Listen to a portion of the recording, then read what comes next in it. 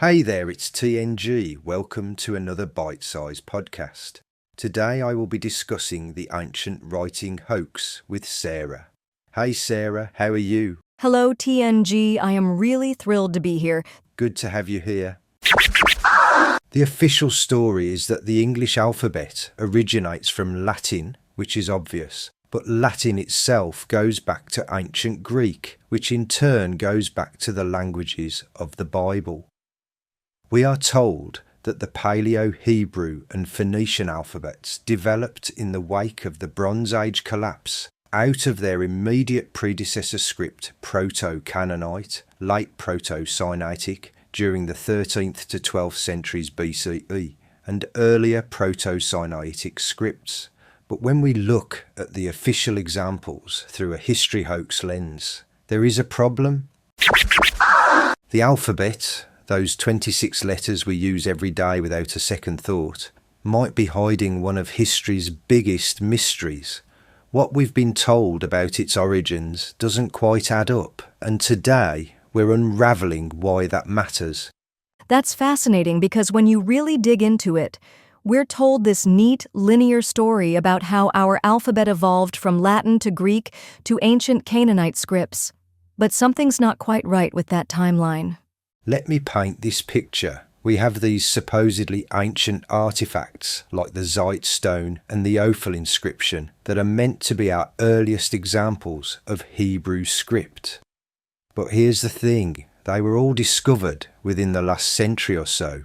The Zite stone, 2005, the Ophel inscription, 2012. So you're saying that for something supposedly thousands of years old, all our evidence is surprisingly recent?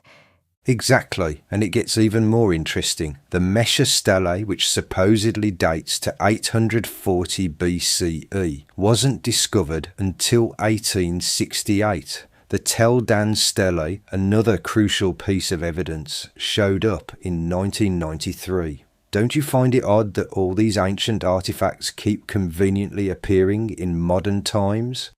Well, that certainly raises some eyebrows. And what about the Proto-Sinaitic script? That's supposed to be the missing link between Egyptian hieroglyphs and our modern alphabet, right? Right, and here's where it gets really thin. We're working with maybe 30 to 40 fragments total. The first ones weren't even properly documented until 1904. For something that's supposedly the foundation of all Western writing, that's a remarkably small amount of evidence. And then there's this fascinating twist with the Slavic writing systems. The Glagolitic alphabet story seems almost too convenient. Oh, that's where things get really interesting. The official story is that these two missionary brothers created an entirely new alphabet in the 9th century to teach Christianity to illiterate Slavic tribes. But think about it, why create a completely new writing system when Latin was already widely used? It's like inventing a new kind of wheel when perfectly good ones already exist. That does seem rather inefficient. So where does this trail of breadcrumbs lead us? Well, when we follow these writing systems through Hungarian and Old Turkic scripts, we end up surprisingly in China. We're talking about documents found in places like Dunhuang and the caves of the Thousand Buddhas. But here's where I think we need to completely shift our perspective. You mean looking at why writing systems developed in the first place? Exactly. See, when people talk about the Golden Age, they're not referring to some mythical time. They're talking about something much more concrete, the colour of wheat fields. This was humanity's first real revolution, the agricultural revolution. So you're suggesting that writing systems developed out of necessity rather than some gradual evolution of communication?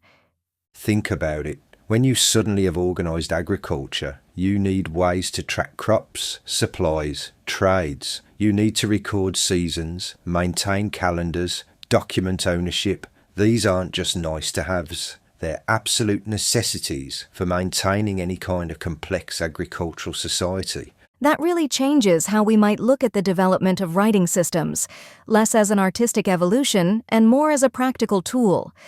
And this is where the whole tree of knowledge allegory makes more sense. It's not about literally eating forbidden fruit. It's about humanity gaining access to systematic knowledge, to writing, to record keeping. It's about the transformation from hunter-gatherer societies to organised agricultural civilizations. That's quite a paradigm shift in how we think about the history of writing and language. And it might explain why so many ancient writing systems seem to appear fully formed rather than showing clear evolutionary steps. Maybe they were developed more intentionally than we've been led to believe, created to serve specific purposes in emerging agricultural civilizations. The real question isn't how writing evolved, it's why humanity needed these systems in the first place. So what you're saying is that we might need to completely rethink our understanding of how human civilization developed its writing systems. Precisely. And when we do that, we start seeing patterns that make much more sense. The development of writing wasn't just about communication, it was about power, organisation, and the ability to manage complex agricultural societies. It was a tool as essential to the development of civilization as the plough or the wheel. And that's why these mysterious discoveries of ancient writing systems in modern times deserve much more scrutiny than they're getting. Thank you for joining me, Sarah. Thank you for having me, TNG. Bye, everyone. I hope you enjoyed this bite-sized podcast episode. It's goodbye for now.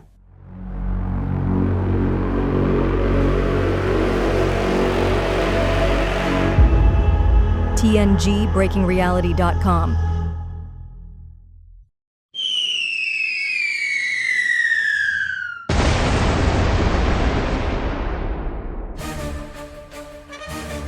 In a world where truth is often stranger than fiction, the line between reality and perception has never been more important.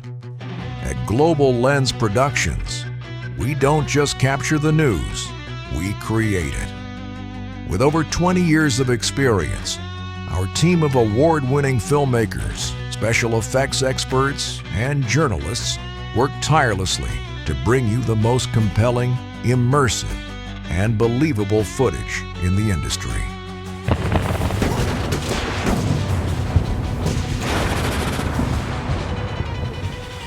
From conflict zones to political upheavals, we provide news networks with the visuals they need to tell the stories that matter. Our work has been featured on every major network, in every corner of the globe. At Global Lens Productions, we understand the power of imagery. That's why we go above and beyond to ensure every detail is perfect. From the costumes to the locations, the lighting to the sound design. When you work with us, you're not just buying footage, you're investing in a narrative. Whether you need a small-scale protest or a full-blown international crisis, we've got you covered. Our services are discreet, professional, and tailored to your needs. Global Lens Productions, where stories are made and the world takes notice. Because in today's media landscape, perception is everything.